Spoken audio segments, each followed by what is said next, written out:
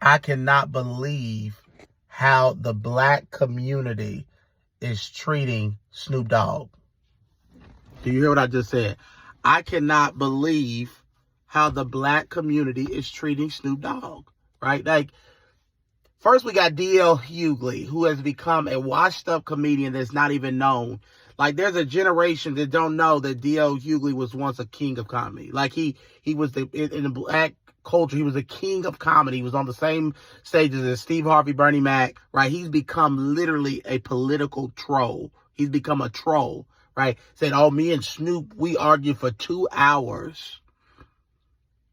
The black, Snoop Dogg is the black. Like, he literally is such a interwoven part of our culture.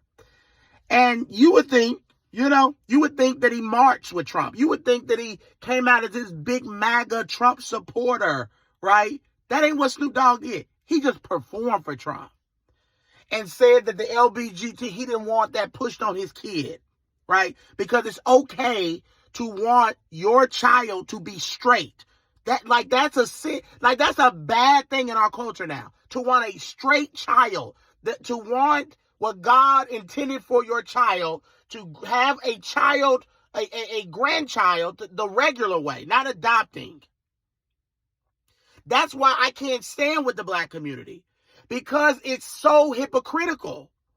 You can be a gangster, a murderer, a Crip, a blood, but you cannot have a difference in opinion and be a Republican or think for yourself when it comes to politics, because we're so enslaved on the Democratic plantation. Snoop Dogg is such a huge part of our culture, and the black community done turned on him. What, because he performed? Because he said what he said about LBGT rights? What in the world is wrong with this community?